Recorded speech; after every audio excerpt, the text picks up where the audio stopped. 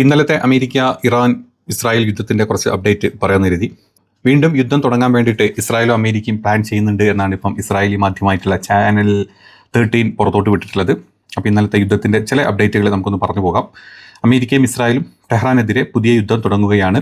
CENTCOM commander തൻ്റെ plan വെളിപ്പെടുത്തിയിട്ടുണ്ട്. ഈ പ്ലാനിൽ ഇങ്ങനെയാണ് പറഞ്ഞിട്ടുള്ളത്: മേഖലയിലെ US സേനയുടെ കമാൻഡറായിട്ടുള്ള ബ്രാഡ് കൂപ്പർ ഇറാനെതിരെയുള്ള ആക്രമണങ്ങൾ പുനരാരംഭിക്കാൻ സമ്മർദ്ദം ചെലുത്തുന്നുണ്ട് എന്നാണ് ഈ ഒരു റിപ്പോർട്ടിൽ പറഞ്ഞിട്ടുള്ളത്. ഈ സമ്മർദ്ദം ഉള്ളതുകൊണ്ട് തന്നെ ഇറാൻ്റെ മേൽ ഭയങ്കരമായിട്ട് സമ്മർദ്ദം വർദ്ധിപ്പിക്കുന്നത് കാരണം ഇറാൻ തങ്ങളുടെ നിലപാടിൽ മാറ്റങ്ങളൊക്കെ വരുത്തും എന്നാണ് അവർ വിശ്വസിക്കുന്നത്.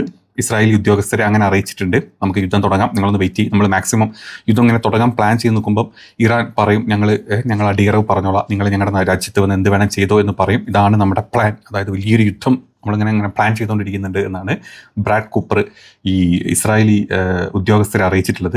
അടുത്ത കാലത്ത് ടെൽ അവീവ് സന്ദർശിച്ച വേളയിലാണ് ഇസ്രായേലിനൊപ്പം ചേർന്ന് വീണ്ടും ആക്രമണം നടത്തുകയില്ലാതെ അമേരിക്കയ്ക്ക് മറ്റ് വഴികളൊന്നുമില്ല എന്ന് കൂപ്പർ ഇസ്രായേലി ഉദ്യോഗസ്ഥരെ അറിയിച്ചിട്ടുണ്ട്. നമ്മൾ കണ്ടിരുന്നു, കഴിഞ്ഞ ആഴ്ചയായിരുന്നു കൂപ്പർ ഈ പറഞ്ഞ പോലെ ഇസ്രായേൽ നേരെ യു എ ബഹ്റൈൻ, കുവൈറ്റ് ഈ പറഞ്ഞ സ്ഥലങ്ങളൊക്കെ പോയിട്ടാണ് തിരിച്ച് സെൻകോമിൻ്റെ ഇതിലോട്ട് വന്നിട്ടുള്ളത്.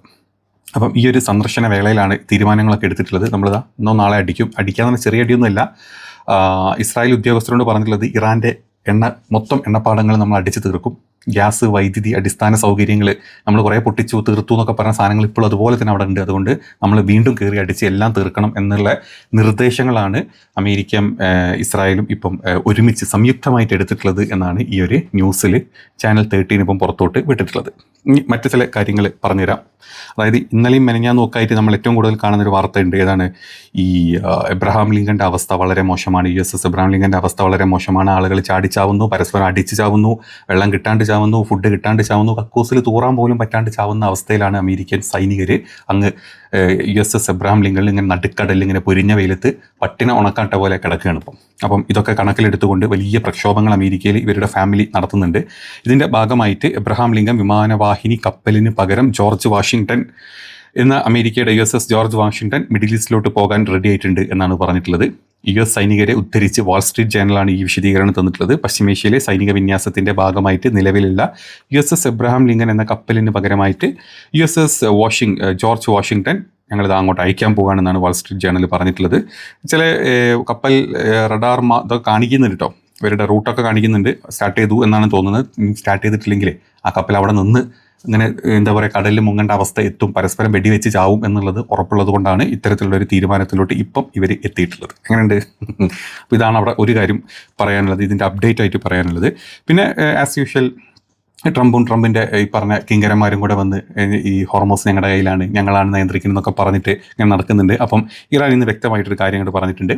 അവർ വിത്ത് IRGCയുടെ ഇതുണ്ട്, ഇങ്ങനെ പറഞ്ഞ് നടന്നുകൊണ്ട് ഒരു കാര്യമില്ല. ആ പേരും പറഞ്ഞ് ആരെങ്കിലും ക്രോസ് ചെയ്ത് കഴിഞ്ഞാൽ ഞങ്ങൾ വെടിവെച്ചിടും, ഞങ്ങൾ മുക്കും.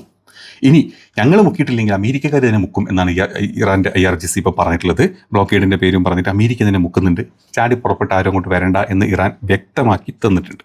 ഇനി മറ്റൊരു വാർത്ത പറയാനുള്ളത്, ഇന്നലത്തെ ദിവസം അടക്കം ഇറാൻ്റെ കാർഗോ ഷിപ്പുകൾ, അതായത് കാർഗോ ഫ്ലൈറ്റുകൾ ചൈനയിൽ പോയി തിരിച്ചു വന്നതിൻ്റെ റഡാർ ചിത്രങ്ങളൊക്കെ പുറത്തു വരുന്നുണ്ട്. മാക്സിമം ചൈനയുടെ സപ്പോർട്ട് ചെയ്ത രീതിയിലാണ്. നമ്മൾ കഴിഞ്ഞ പ്രാവശ്യം ചൈന തള്ളിയിട്ടുണ്ടെങ്കിലും ചൈന ഇൻഡയറക്ട്ലി ഇറാനെ എല്ലാം കൊണ്ടും സപ്പോർട്ട് ചെയ്യുന്നുണ്ട് നമുക്കറിയാം. അപ്പോൾ അതിൻ്റെ ഭാഗമായിട്ട് തന്നെ ഇന്നലെയും ഇറാൻ്റെ ഈ കാർഗോ പ്ലെയിനുകൾ ചൈനയിൽ പോയതും തിരിച്ചു വന്നതുമായിട്ടുള്ള റഡാർ ചിത്രങ്ങളൊക്കെ കാണിക്കുന്നുണ്ട്. അപ്പം ഇതിലൊക്കെ മാക്സിമം സൈനിക ഉപകരണങ്ങളും വെടിക്കോപ്പുകളൊക്കെ തന്നെയാണെന്നാണ് ഈ ഒരു വിലയിരുത്തലായിട്ട് കാണുന്നത്. അതേ സ്ഥാനത്ത് റഷ്യ അവിടെ വലിയ യുദ്ധത്തിലാണെങ്കിൽ പോലും റഷ്യയുടെ സപ്പോർട്ടും എല്ലാ രീതിയിലും ഇവർക്ക് കിട്ടിക്കൊണ്ടിരിക്കുന്നുണ്ട് എന്നും കൂടെ പറയുന്നുണ്ട്. അതും അമേരിക്കയ്ക്ക് ഏറ്റവും വലിയ ടെൻഷൻ കൊടുക്കുന്ന ഒരു കാര്യം തന്നെയാണ്. അമേരിക്കയ്ക്ക് മാത്രമല്ല ഇസ്രായേലിനും ഏറ്റവും വലിയ ടെൻഷൻ കൊടുക്കുന്ന കാര്യങ്ങൾ തന്നെയാണ്. പിന്നെ അമേരിക്കയുടെയും ഇസ്രായേലിൻ്റെ ഈ പൂർണ്ണ തോൽവിയിൽ ഏറ്റവും കൂടുതൽ മാനസികമായിട്ട് സമ്മർദ്ദത്തിലുള്ളത് പട്ടാളക്കാർ മാത്രമല്ല, സംഘികളും കൃസംഘികളും മുസംഘികളും മാത്രമല്ല, അമേരിക്കൻ പ്രസിഡന്റ് ട്രംപിൻ്റെ അവസ്ഥ ഇത് തന്നെയാണെന്നാണ് പറഞ്ഞത്.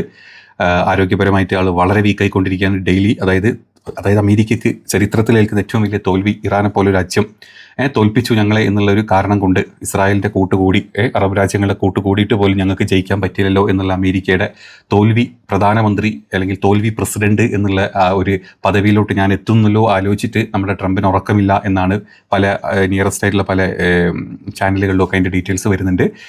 അതായത് ഈ നമ്മുടെ വൈറ്റ് ഹൗസിൽ നടക്കുന്ന പല പരിപാടിയിലും പുള്ളി ഇരുന്നുറങ്ങുന്നത് നമ്മൾ കഴിഞ്ഞ 2 ദിവസമായിട്ട് കാണുന്നുണ്ട്. ഓരോ പരിപാടിയിൽ ഇരുന്നുറങ്ങിക്കൊണ്ടിരിക്കുകയാണ്. തൻ്റെ അടുത്ത് ഇത്രയും കാലം ഇല്ലാത്ത ഒരു പെൺകുട്ടി പെട്ടെന്ന് അവിടെ അങ്ങനെ വരികയാണ്. ഈ ട്രംപ് പ്രസ് മീറ്റിനും കോൺഫറൻസിനൊക്കെ വരുന്ന സമയത്ത് പെട്ടെന്ന് ഒരു പെൺകുട്ടി വരുന്നു.